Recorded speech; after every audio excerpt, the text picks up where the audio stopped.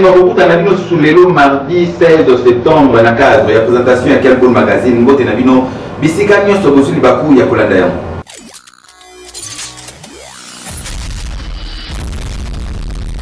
Tension ezali ko continuer pour l'Assemblée nationale. Les pétitionnaires va déposer pétition à bango mokola lelo cause valitaille na reportage.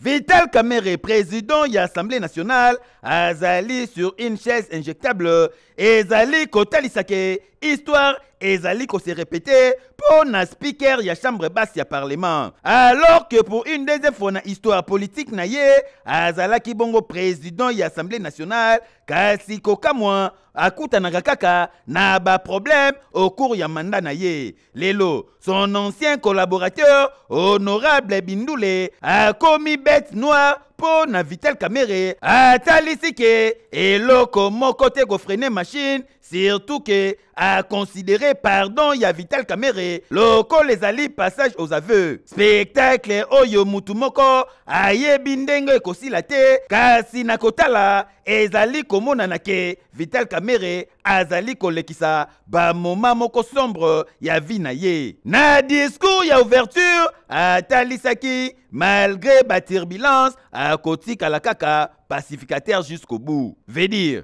moi na meme ata bobendi boboma ata me ya pamba akolela yango te. Kasi question ezali ya koyeba soki pétition oyo et viser Vital Kamerhe est-ce que ekotuta na ba membre nyonso ya bureau oyo bazalaki ensemble na bureau na Vital Kamerhe te. Au cas où bureau mobimba ekweyi, est-ce que l'Assemblée nationale ekoluka ko installer bureau d'âge oyo ekoluka ko bimisa bongo bureau oyo ya sika ekoya kokumbela masolo. Kasi na kotala kote wana déjà moto azali le plus âgé na Assemblée nationale ezali bongo honorable Mboso oyo azali na 83 ans. Situation oyo ezali kopesa ye déjà carte ya sika po azonga na poste ya speaker ya Assemblée nationale ayeba ko organiser bongo élection ya bureau mususu oyo koya sima. Bino moko boyebi pe na histoire ya honorable Mboso moma akumbelaka bongo bureau d'âge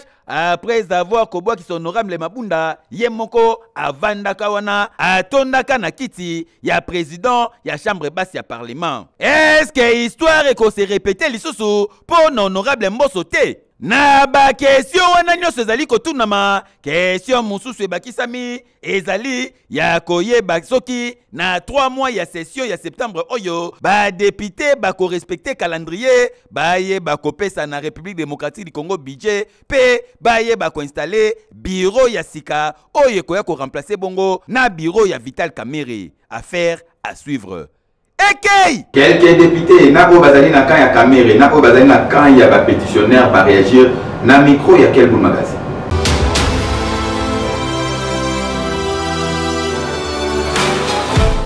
Une session qui s'annonce très bien parce qu'on a tous suivi le discours du président de l'Assemblée nationale qui est un homme correct, un homme bon et un homme pacifique.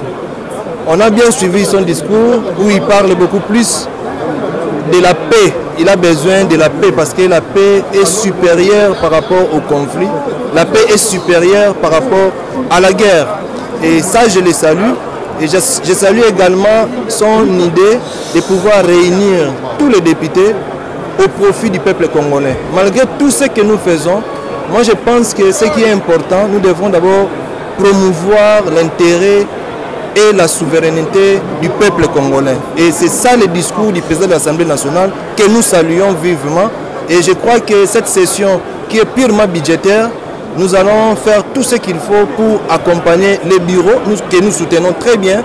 Et je crois que tout ce qui se passe, s'il y a des tractations politiques et les ont dit, ça c'est l'œuvre de l'ennemi. Mais au moment où nous sommes, nous visons beaucoup plus la paix. Nous voulons que la paix règne, non seulement à l'est du pays, même à travers nos institutions et ici à l'Assemblée nationale. C'est un exercice parlementaire que nous saluons, mais je pense que ça c'est un groupe de gens qui ne représentent même pas 5% des députés au niveau de l'Assemblée nationale. Nous allons le constater, le président est soutenu pour faire tomber un président du bureau. C'est 125 signataires. Et les autres membres, c'est 50. Mais nous sommes au-delà. Les amis sont au-delà. N'est-ce pas? C'est ça, c'est comme ça. Alors, nous voulons être corrects. L'avis des députés doit être correct. Puisque vous savez ce que peut-être vous ne savez pas. Les députés ont terre. Les députés construisent les routes, les écoles, les hôpitaux, les dispensaires partout. Ce sont les... Est-ce que les députés peuvent faire ça? Madame, vous êtes de France 24. Est-ce qu'un député en France peut construire une école? Voilà le problème que nous avons. Les pétitionnaires déposent la pétition et ils vont se défendre. Si se défendent mieux, ça passe. Si se défendent pas mieux, ça ne passe pas. Mais vous devez aussi savoir que non, puisque ce sont les médias internationaux comme les France 24. Là, ça doit passer. Vous dites que les députés touchent les 21 000 $. Les consorts, nous sommes ici dans une souffrance. N'est-ce pas? Et je vous dis, je vous parle sincèrement. Moi, c'est ma première législature. Je touche 4 100 $ comme émolument. Moi, je ne reproche rien. Oui. Et le reste, peut-être les amis, là, quand on sera ensemble, ici, on va voir ce qu'on peut faire. Oui, on peut le reprocher beaucoup de choses, mais moi, je ne saurais pas le dire ici. Parce que moi-même, je suis là. Et puis, je vais lui parler ça en face ces jours-là. Quand il va se défendre, moi, je vais lui dire. IN BTP, Bazali, pour continuer comme ça, l'inscription, pour les détails dans le reportage.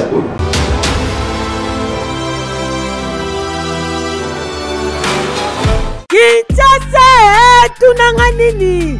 Esika ya malonga pe ya malamu ya kokomisa bana na bino ezali bongo INBTP po awa bazali kopesa ba formation ya malonga babimisaka ba ingénieur moko bien qualifié bazotangisa neti kaka na mikili ya poto oza jeune outi kosilisa classe ozwi diplôme d'état na yo tala esika ya malamu ya kotanga yango yo polobi na yo ezala assuré ozala utile na kati ya société na INBTP bazali na bafakulte oyo soki otangi awa na bafakulte na bango et surtout côté pratique vanda na yo po bazali na basali ya bapratique oyo etonda na bamateriel ya malonga mpo na kopermettre na baétudiant nyonso bazala na compétence moko ya makasi bokanisi esili tintin awa batiali bino mpe homme mpo na bana oyo bautaka baprovince mpo na koya kotanga awa na Kinshasa ebongo na baauditoire tika na yo kutu koloba te tala baauditoire oyo ezocontenir maximum 260 étudiants bazotanga na bacondition kitoko tala ndenge bavandi bazolanda cours kitoko toye na labo informatique bamashine yele oyo epermetaka na baétudiant basala barecherche ya malonga oyo nyonso ezolakisa ke DG ya INBTP azokumbela masolo kitoko na comité na ye mobimba. Le DG le plus humble, le plus compétent, le plus pragmatique, Docteur ingénieur Chibangu Mounienze Cédric, professeur associé, oyo azodirige INBTP kitoko. Bon, par rapport à nos filières, ici à l'INBTP, nous avons normalement deux grandes familles. Donc, la famille bâtiments et travaux publics qui regorge 3 sections. Ces 3 sections, c'est la section bâtiments et travaux publics, la section hydraulique et environnement, ainsi que la section génie rural. Et l'autre famille, c'est les géomètres topographes, qui n'a qu'une seule section, la section géomètre topographe. La formation que nous offrons ici à l'INBTP, c'est une formation d'avenir. Une formation d'avenir, non seulement d'avenir dans le cadre du futur, mais aussi c'est une formation du présent. Parce que la RDC, c'est un grand et vaste chantier et il demande vraiment beaucoup d'ingénieurs dans le secteur des infrastructures.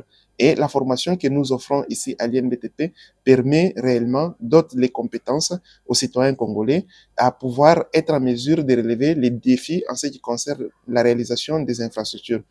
Otuninga adresse ya INBTP eza nango esika ya kobunga te ezwami na avenue de la montagne numéro 21 en face ya OIA. Papa mama ndeko mobali ndeko mwasi kobukana te to mpe obengi bango na banimero na bango eza affiché. Inscription ezosalema en ligne yaka kokomisa mwana na yo polobi akoma ingénieur ministre député to mpe président de la république na INBTP okozala jamais dessus et anormal. Ekei! Fonarel bazali ko organiser bongo prière na kombo ya Nyota à mémoire ya ba victime ya guerre ya Kisangani. Pose ba détail na reportage.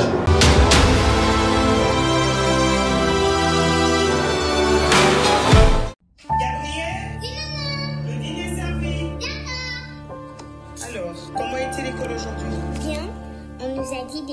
qu'on voudrait faire quand on va grandir. Et qu'est-ce que tu voudrais bien devenir quand tu seras grande?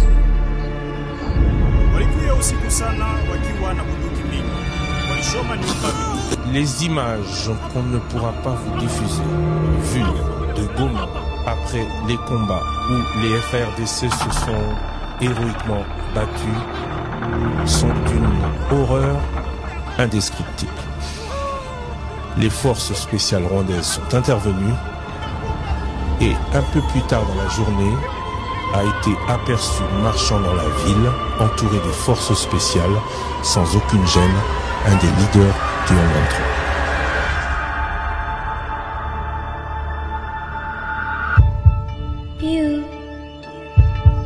Est-ce que quelqu'un m'entend? Maman dit que peut-être si nous crions fort, on nous entendra. Ils sont venus dans notre maison. Ils ont tout pris. Nos vies, nos richesses. Ils ont détruit tant de choses. Mais combien faut-il encore pour que ça cesse? J'ai très mal. Mal partout. Papa est tombé. Qui prendra soin de nous? Pourquoi on nous regarde comme si on n'existait pas? Maman crie. Pourquoi personne ne vient nous aider?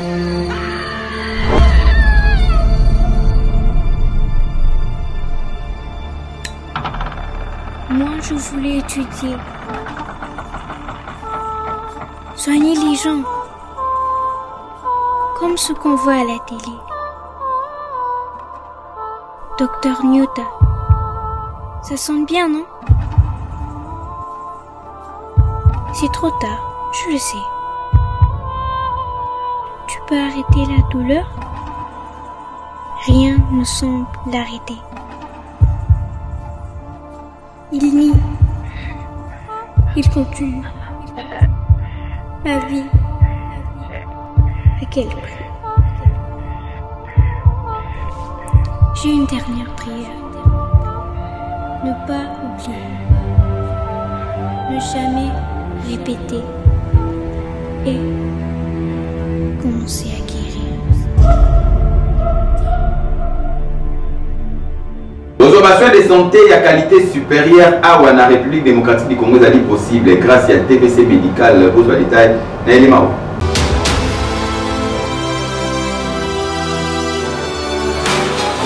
Après avoir kokende mikili ya poto kotanga kozwa mayele nde bayaka bongo na République démocratique du Congo ko investir na domaine ya santé. Bango banani ezali bongo couple Tatete ya Dr Benjamin Tatete na Mama Violette Tatete. Bacha na disposition ya ba Congolais hôpital moderne oyo ezali korépondre na ba norme internationale awa na RDC.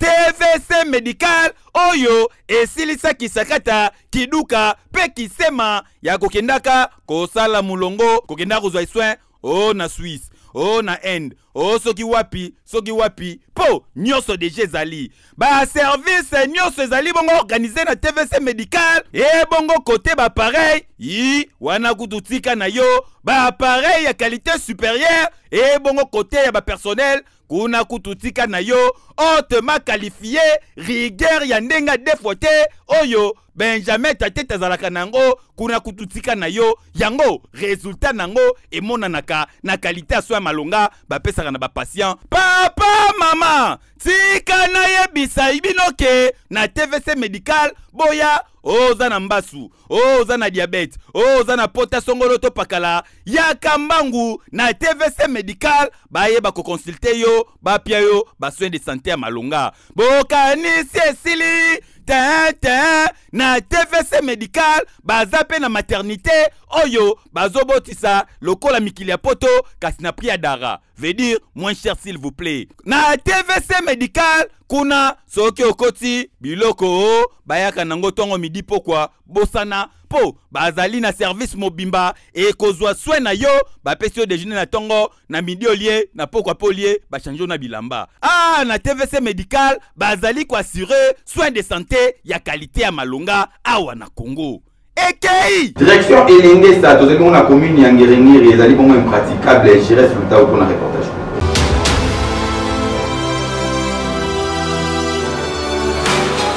Nzela Yelengesa ezali parmi batras oyo ancien gouverneur à ville province à Kinshasa tika pendant règne na ye awa na ville province à Kinshasa. Soki okomi na Nzela Yelengesa oyo na rengunza oko remarquer que Nzela déjà kotoyo sangwa mawa. Et bandi déjà kobukana pe mabule zo salema awa et bandi ozo déjà ba avancer. Yo moko tala exemple ya place oyo. Nzela beti système à deux temps.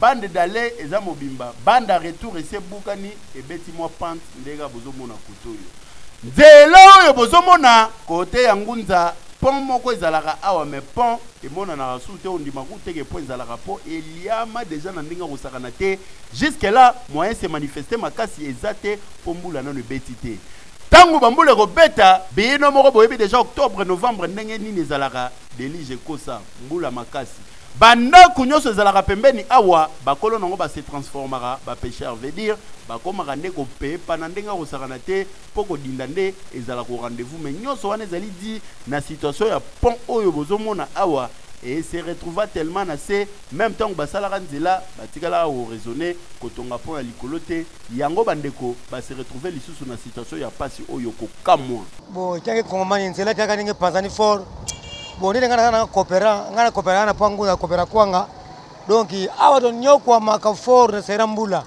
kala ko twelanga ilango de communauté mbula metango mbula betaka nzela bukani makasi donc il faut ko réparer kaka de ko bongisa bana bien besa ko bongisa biso to kokate po eza ta mbula betaka ama itonda ka fort ama itondi do biloko to chali ko ba mese ko ya tena likolo ba mai donc chola ka ba beba ko ya ka ba chola bena ka mai donc ça ka danser mais normalement faut pas que tu la balle la pema kama nsala bebe po talaka pour par l'état pour musa ko bo ranger nsala zate faut que la bena nsala za bena bon état pour nsala ndango zo songa mutu ko lema kama mutu ba copie sans nsala makama simate Papa Daniel Bumba Lubaki Yonde gouverneur ya ville ya Kinshasa lelo banzelezo sale mape mingi lelo na Kinshasa oui félicitations pour ba chantier zebele mais parmi yango bo baksa nanu avenir Lengesa na tronçon ya Ngunza awa egomo kende mabe makasi erangoyo mbula nanu bandité ko luka solution pour nous sauver pe ba via bateau bazalaka awa et anormal Keyo, oui. Na 500 francs congolais ya pamba koma millionnaire tenter chance na yo na winner loto bolanda combinaison ya lelo.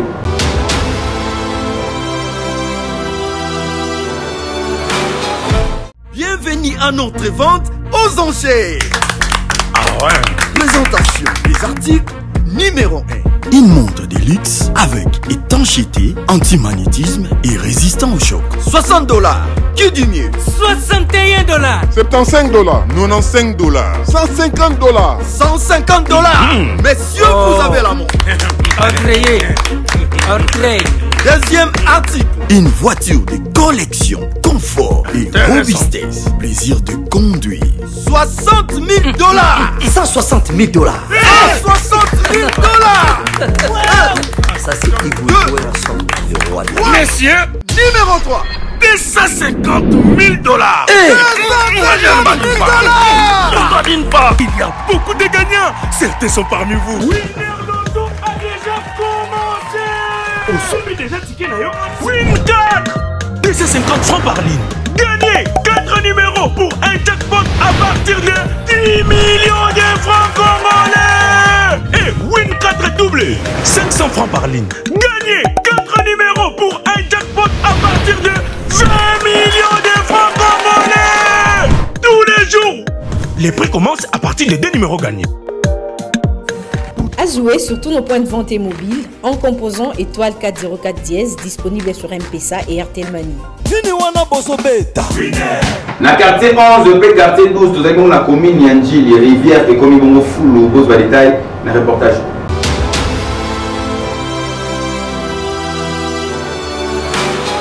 Tozali awa na commune ya Njili entre quartier 12 na quartier 11 population bavandaka awa bakomisa na bango rivière oyo poubelle donc bango moko babwaka kamatiti awa sikoyo eindeli bango bota ndenge tondi etondi salite mati ekomisoki mvula ebeti mai ezozongela bango tina bakati bandako po mai ezozwanzela koleka te surtout kutu kota passerelle oyo wana kutu tika na okoloba te tala ndenge komi salite nde salite bafulu emati ti likolo mai kutu emonanaka te bamisusu baleli na micro ya Red Bull mag pona bakondi balukela bango solution ato ana komi na Njili quartier 11 mosoto o papa soki to lobby bomemi ngambo kofinga baninga mwa epe tolanda bango ezate yango bazobwaka kaka baninga bakufa tozonyoka masiki mbula ebeti tina bandako biloko bonyonse kopola bobebisa babiloko na bino tala tika na ebisa bino ke bakanivo ezalaka esika ya kobwaka salite te botala sikoyo ndenge indeli bino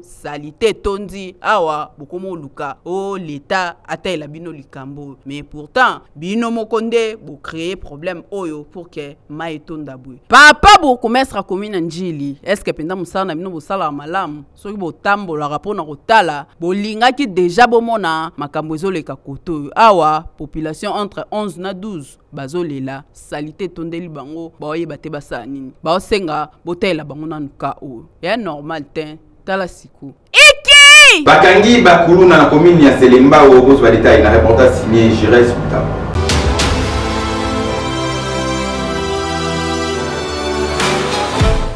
Jeune mibale oyo bomoni bazo balusa misu boye baza batu mabe makasi bolanda bango boye te baya kuluna moko repite bango ndenge bazawa baopira na bakomine nyonso moko kutu azala na komine na Makala moko azala na Kasavubu kasi bayaka kokuta na komine na Makala po ba planifier nde nini baosala cette fois-ci babongisaki pona komine na Selembao nzambe palalaka te bakoti komine na Selembao babandi ko baluka na machete na bango na nzoto ndenge bamesana bakutani na ba policier moko lobi yaya wana ba policier il faut koyebela to fungwama bafungwami mbangu bapanzani la police pe bacheli bango mayele balandani mbangu ti batie bango maboko baye na bango awa na poste à la police yoka communication.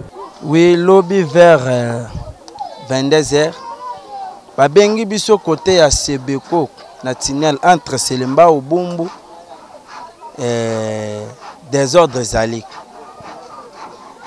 tokei totamboli bapanzani bapanzani na yebisi basoda tokosala mwa camouflage toko camoufler quelque part tozwa mwa un peu souffle bango bazalaka boye so bamoni bino boleki babika bokei barozonga nzambala la raté tout ça à propos ba 1 heure à 2 heures du temps to se camoufler kaka to bandi komata nde to kutani na de garwana oyo azana lox ya pembe azalaki na machete longonya na poste ya la police ya Leni oyo ezalaka bongo na quartier pour Lumbambu na commune ya Selembao po musala bozali kosala izomonana kasi bato aboye esengi penza bolandelaka bango bakende kopirige ba peine na bango po oyo eza konyoko la population neti ba oyo bauti ba commune mususu baye koopérer na commune mususu po kaka bayokisa baninga pasi.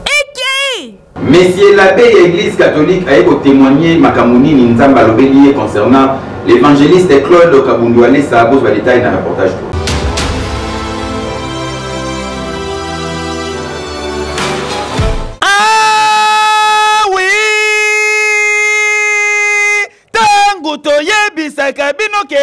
L'évangéliste Claude le Kabundi Walesa azali mopakola minankolo oyo nzambe acha na République démocratique du Congo lokola sentinelle lokola guide po akumbela bongo libota na kolo nzambe batu misusu bachaka tembe après avoir koyoka ba témoignage oyo ezouta par-ci par-là tika na yebisa bino ndeko abe aye azali catholique amemi message c'est moko vision kolonzamba la kisiye bino moko boye ebi ba catholique bandimaka na pasi kasi aye bongo kotalisa na batu nyonso ke nzamba pesi ye vision ayebisa évangéliste Kabundi Walesa ke azali prophète oyo azali na mpakwa ya nkolo la bouche autorisée ya koloba de la part du Seigneur na République démocratique du Congo na temps oyo pe ayeba kosangisa bongo église corps du Christ boyoka ye. C'est bien moi le révérend père Semence Baïkoka Engita. Je suis prêtre de la petite église apostolique vieille catholique et je suis le secrétaire chancelier de Monseigneur Jean-Charles Damien Kapepula de la région apostolique de Kinshasa. Le Seigneur lui-même, par l'intermédiaire de son ange, met à Paris à 3 reprises pour venir dire, transmettre ce message au révérend évangéliste Kabundi Walesa. Tout le monde au monde entier et les Congos en particulier doit savoir que Pasteur Kabundi Walesa a un message et ce message s'intitule sur l'unification du monde entier autour du même Christ. Donc il a une mission envoyée par Dieu et s'il accomplissait cette mission, selon la vision que j'avais reçue, il y a une couronne, une très grande couronne qu'il entend et il sera habillé en habit blanc comme je l'ai vu en vision. J'avais sollicité la permission chez mes autorités et l'hierarchie pour venir transmettre le message et marquer l'unification de l'église parce que l'église est une et universelle. En tout cas, na kotala oyo nyoso et c'est ngeli beta sonnette d'alarme mutoko vanda kaka bo une église de réveil abi na longwe na ke catholique. Kasi le salemi le contraire, ba toi catholique, ba ye ko témoigner makambu ya évangéliste Claude Kabundi Walesa asali oyo nzamba la kisi bango bongolo meso mwene. Ekeyo oui! Babenga kaye Papa Bin asalaka bongo bitunga na cadre article 15 pour ba détail na reportage.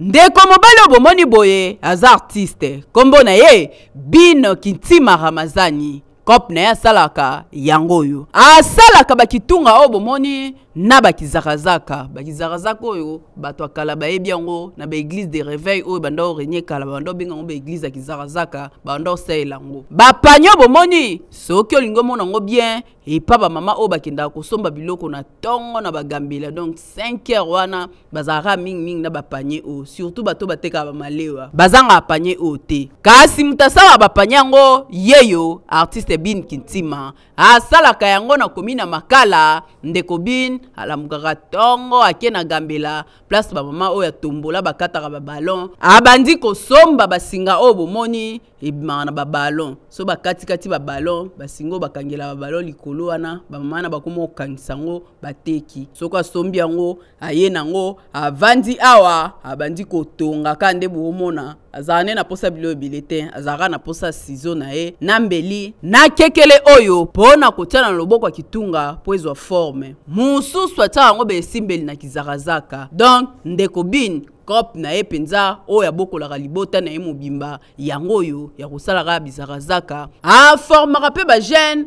pona bayekola ndenge nini ya kosala bakitunga na bakizakazaka kasi bakizakazaka omoni po ebanda kolela boye batiaka mingi babouchon na kati donc bazwi babouchon bafini yango batie na kati po elelaka boye yoka ndenge akommunike. Kintima Bin Ramazani na artiste ya messager na bano koko mangongele aformaka pona olakisa bilenge misala o ba oya sima po baye kolande ntosala esenga bakondi opesa ide na misala maboko ya bakoko na biso osangisa biso bilenge kwa toza bata misala maboko ezebele po jeune atamana bitamala tamwa pona osala misala yango ko cadre génération le pe le yenge wa désordre na quartier na avenue pe na mboka na biso kosila kwa mwana nyonso soka sa mosala seke mutaoke leso azata loi ki loluka désordre azati kope maboko oyo bakoko na biso ezala na prospicité toteka yango ça n'est pas besoin ya moto mais oyo eza 1500 eza mpona wana mais soki oza na maboko nebele na oteka oja 1500 kwa kope maboko ezala na privé kasi azosenga kaka na bakonzi batia maboko po ba art ya boye o eza vraiment ba culture mboka na biso po ebunga te soki aza na mwa centre moko malonga akuformer pe ba jeune ebele boye nde zalaka. ezali na quartier ngwaka tozali mona commune ya Kinshasa bakati nzete oyo bato babengaka ke ezali na ba mystique pose ba détail na reportage.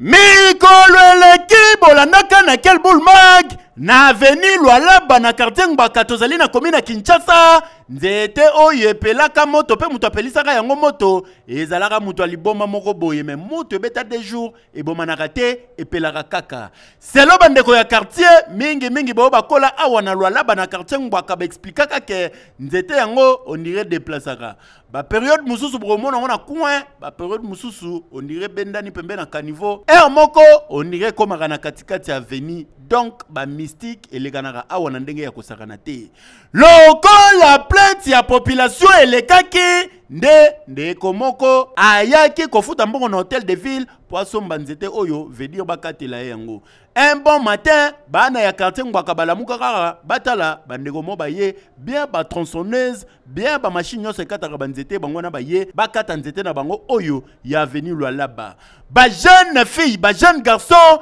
ba sepeli na nouvelle yango meko kamwa awa bango moko ba expliquer que ba vie ba mpaka mususu na ba koko mususu aya quartier Ngwaka ba sepelite bazo nyonga bazo yima ndeni bakata nzete oyo lokola nzete zalaki munene moye basilisa ngo mukolo moko ezate bakati musala zwa machine tozonga ndako lobi na tongo to ya o continuer tongo etanaka te lever du soleil yango na bomoni mo aurore bimi déjà la kisike ba yeli susu babanda musala ba continuer kokata nzete kaka ndenge bozomona batutu ya quartier Ngwaka babimi batala au chef de riz, chef du quartier, au jeune avenue, bango tout faut babima, ba assister na spectacle oyo. Bango moko ba expliquer que nzeto yo on irait bombi ba mystère rebelle po bazawa. Ba kokara ko évoluer te, ba jeune fille ko bala pasi, ko bota pasi atotanga nini musala orozwate. O kozuka na kaka na bangi 36 oiseaux ba kuita makasi bombe kutukoloba te po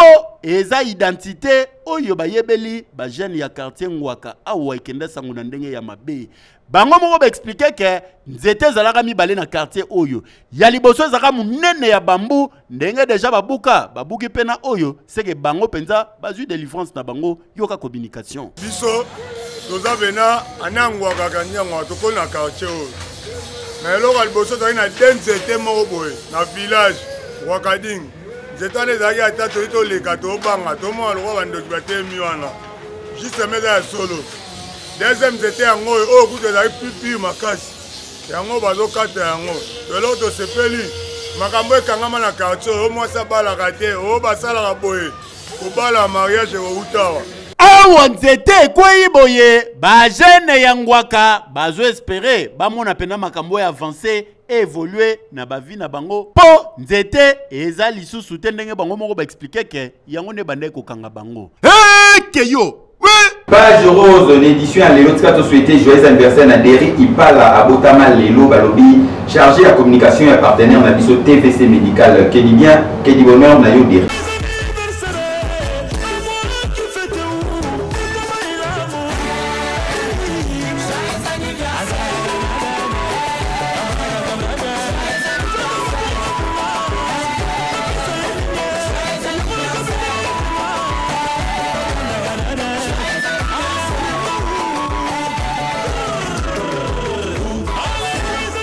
Voilà, vous comprenez que comme la souka la présentation à quel bout de mag ya lelo na zene c'est makasi ya ko présenter mon bon abino bolandi biso et partout dans le monde to besimbo tena Nancy Sunda Mayanga de Bundes alela quel bout wapi ngana bino to peut-être mikolo ezali ko ya na même plaisir ya ko servir bino tika to pesa mbote na Patrick le procureur na Cape Town bobongama déjà semaine prochaine à partir déjà à lundi na kozala wana na bino elongo ngana bino to kutani mikolo ezali ko ya na même plaisir ya ko servir bino quel bout kitoko wapi mafutu et que ça soit